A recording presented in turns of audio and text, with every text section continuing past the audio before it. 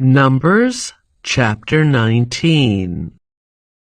The Lord said to Moses and Aaron, "Here is another legal requirement commanded by the Lord.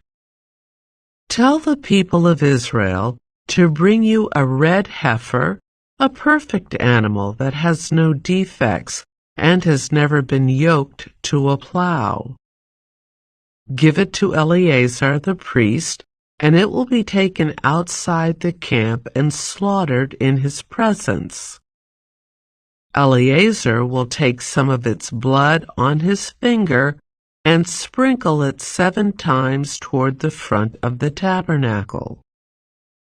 As Eleazar watches, the heifer must be burned, its hide, meat, blood, and dung. Eleazar the priest must then take a stick of cedar, a hyssop branch, and some scarlet yarn and throw them into the fire where the heifer is burning. Then the priest must wash his clothes and bathe himself in water.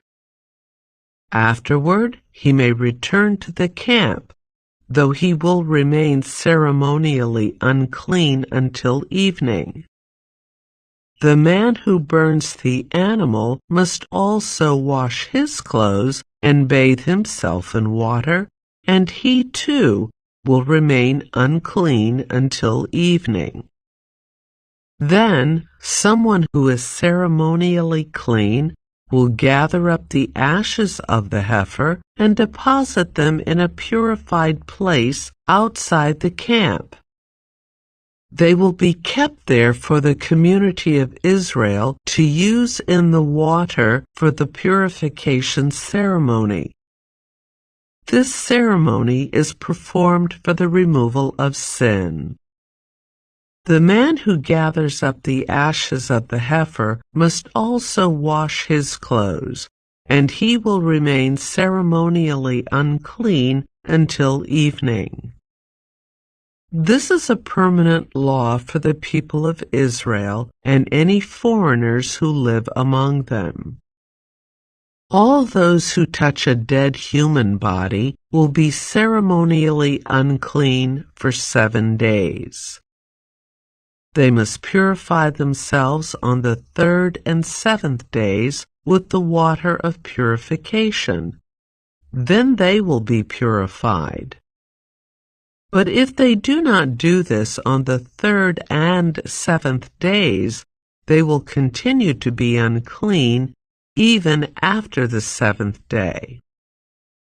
All those who touch a dead body and do not purify themselves in the proper way defile the Lord's tabernacle, and they will be cut off from the community of Israel. Since the water of purification was not sprinkled on them, their defilement continues. This is the ritual law that applies when someone dies inside a tent.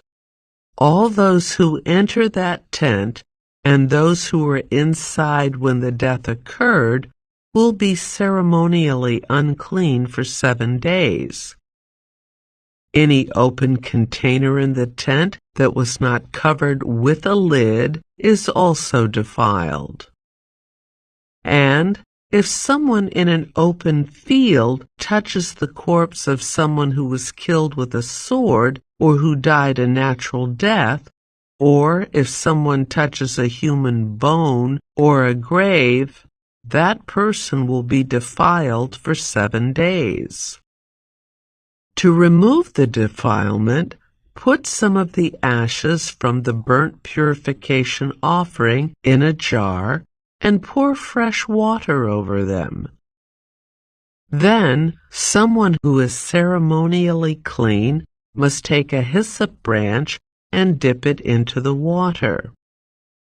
That person must sprinkle the water on the tent, on all the furnishings in the tent, and on the people who were in the tent.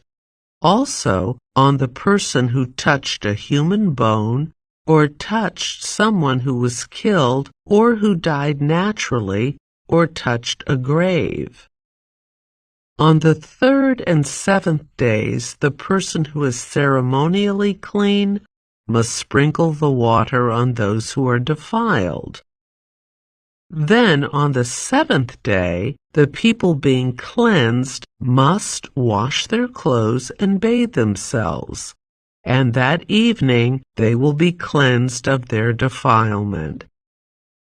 But those who become defiled and do not purify themselves will be cut off from the community, for they have defiled the sanctuary of the Lord. Since the water of purification has not been sprinkled on them, they remain defiled. This is a permanent law for the people. Those who sprinkle the water of purification must afterward wash their clothes, and anyone who then touches the water used for purification will remain defiled until evening.